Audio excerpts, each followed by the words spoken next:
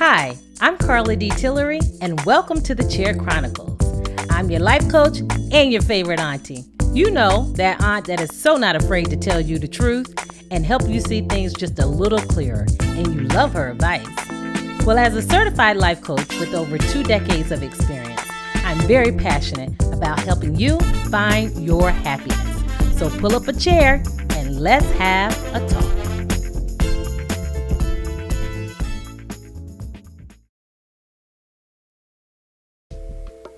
Welcome to Real Talk.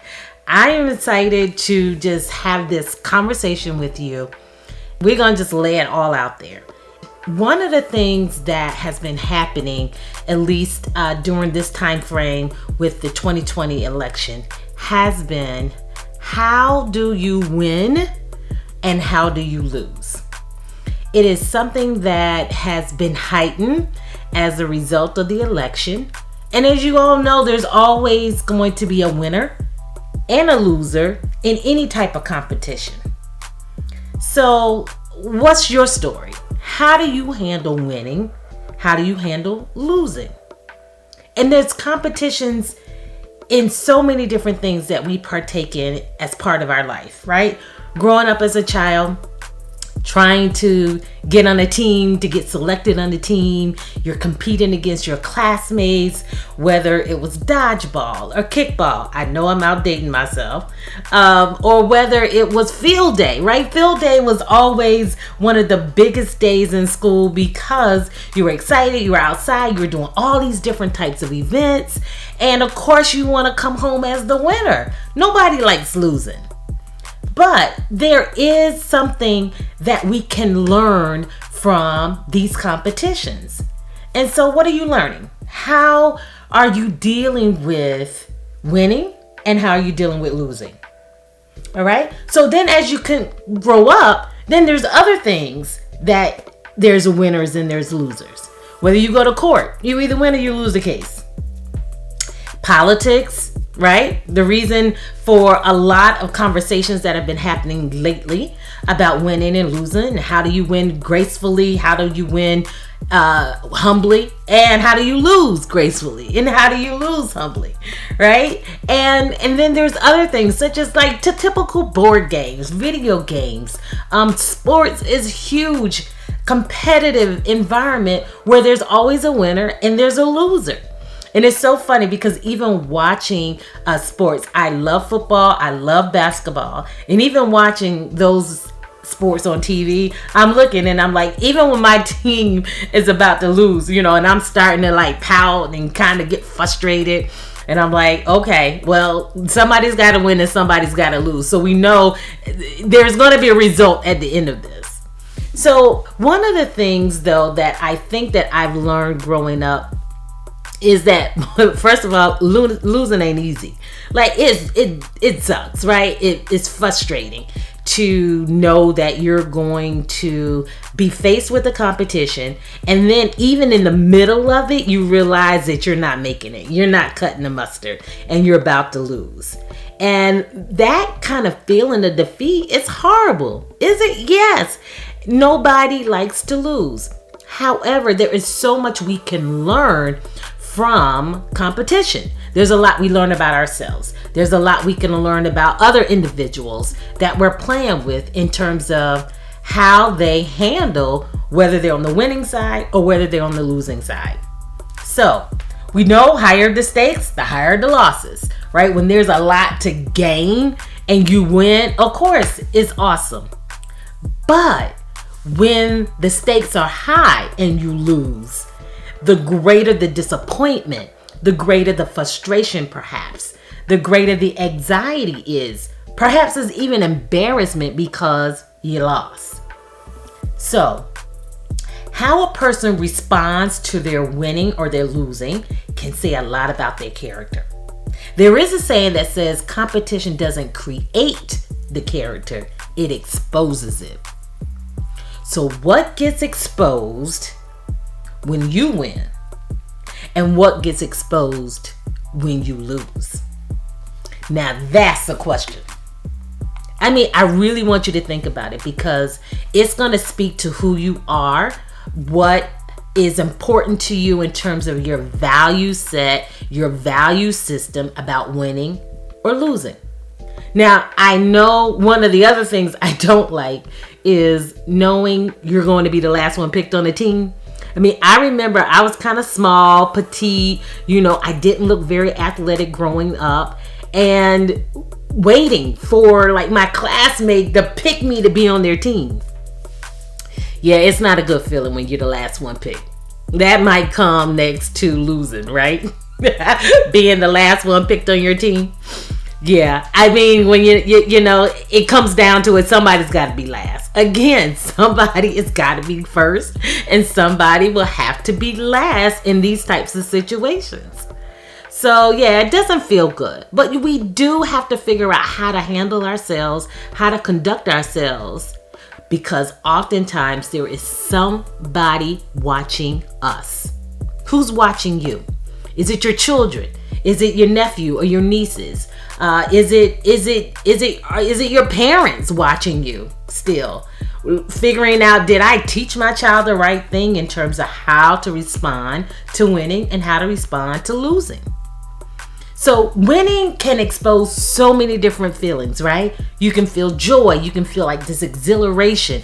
You can even feel a little bit of arrogance. I know a few people like that. Or you might even expose some humble dignity. We could use some more of that, some humble dignity.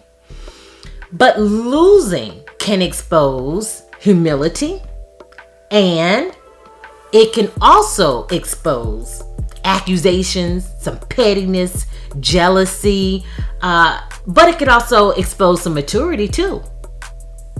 So what gets exposed when you win, and what gets exposed when you lose? We've got to find a way to preserve our character. I mean, that is something that I really value, is even when I'm frustrated, right? I'm not going to let you take me to a place that I don't want to go to. I'm not going to let losing take me to a place where it brings me out of my character, because I want to try to do the right thing. I want to try to treat people right. I want to try to treat people the way I want to be treated. So if I lose, please don't get up in my face, right? Telling me how bad you are and all of that. I mean, yeah, when I'm ready to celebrate you, I'll celebrate you. You guys understand what I'm saying, right?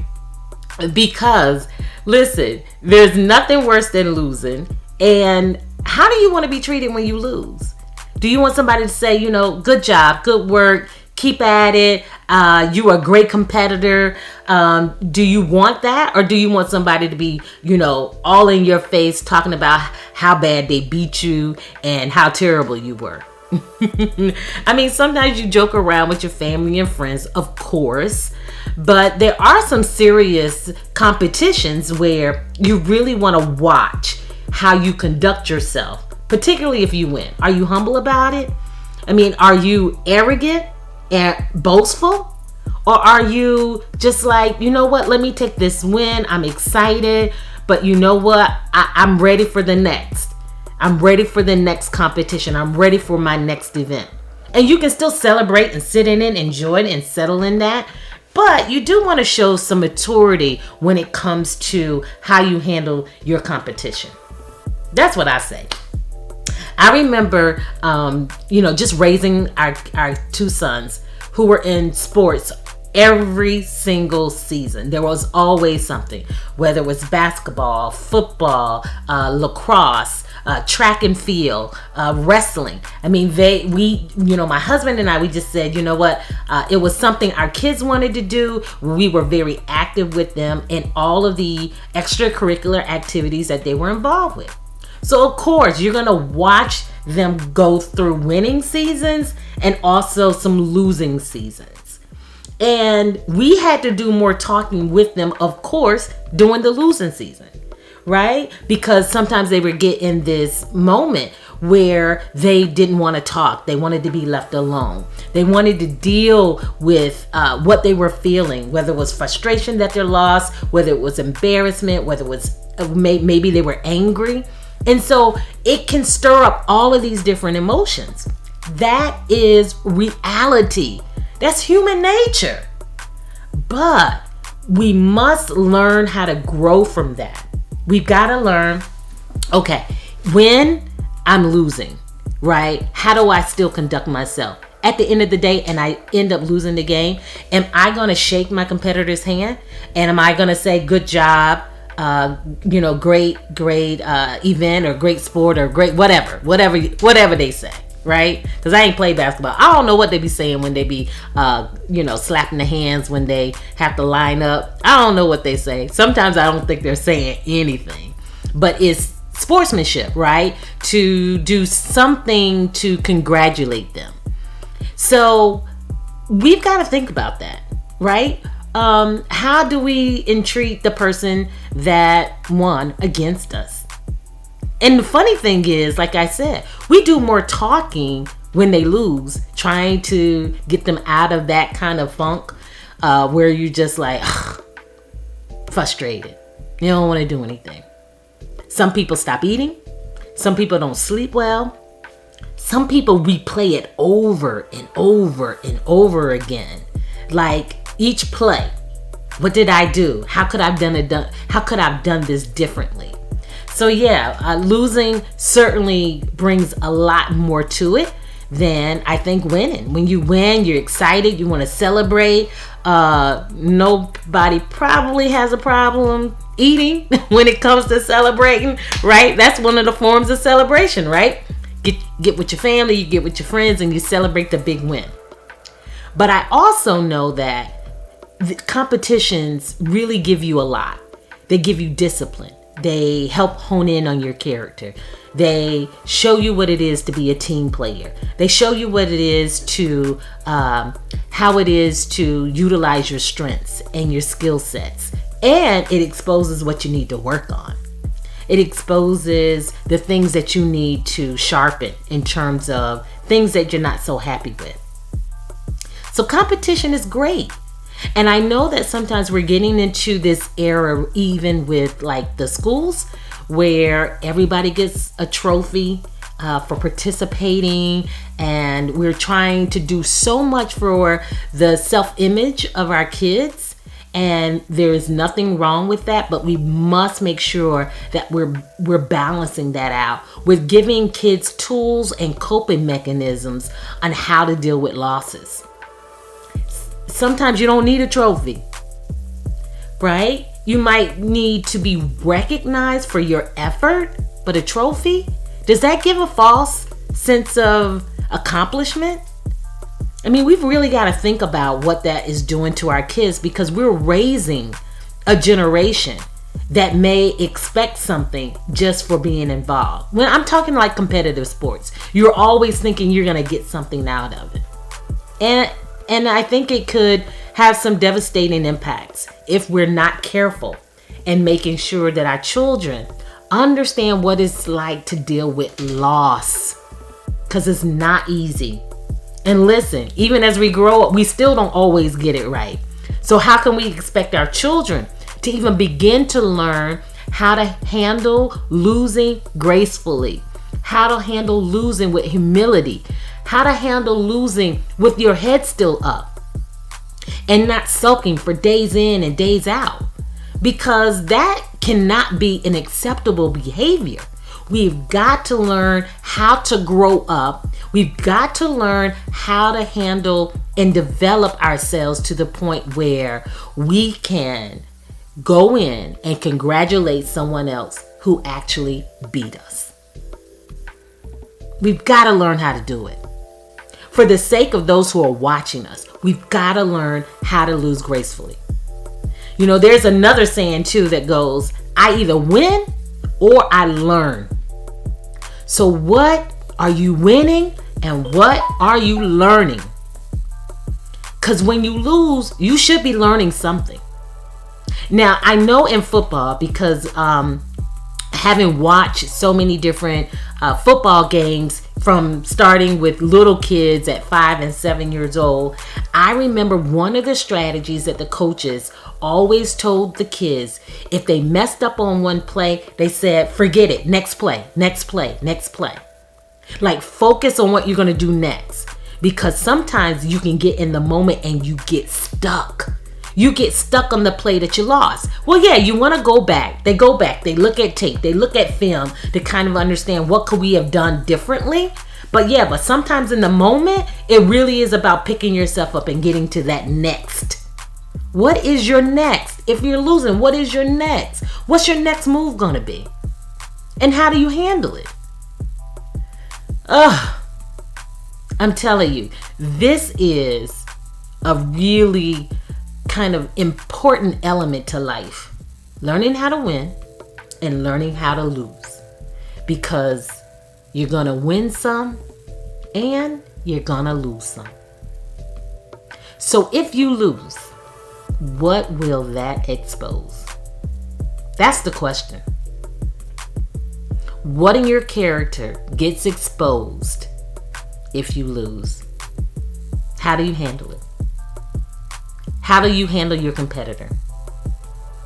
Who's watching you? And what are they seeing you do? We got to grow up. We've got to learn how to be okay when we're losing. I mean, not to the point where you don't just kind of remove yourself. That's not what I'm talking about. I'm just saying that we've got to figure out a way where we can still function. Function after a loss. We've got to still learn how to keep living after a loss, because some people get stuck in the loss. And granted, I know it doesn't feel good. I know it doesn't make you feel great about yourself at times. But winning and losing is a part of life. So, what will be exposed when you win, and what will be exposed when you lose? All right, that's Real Talk with Auntie. Listen, I believe that I'm either going to win or I'm going to learn. And I'm going to learn from my losses. I don't want to get stuck, but I do want to make sure that I preserve my character. That's important to me. I hope it's important to you. Listen, thanks for joining me on an episode of The Chair Chronicles, Real Talk with your favorite auntie.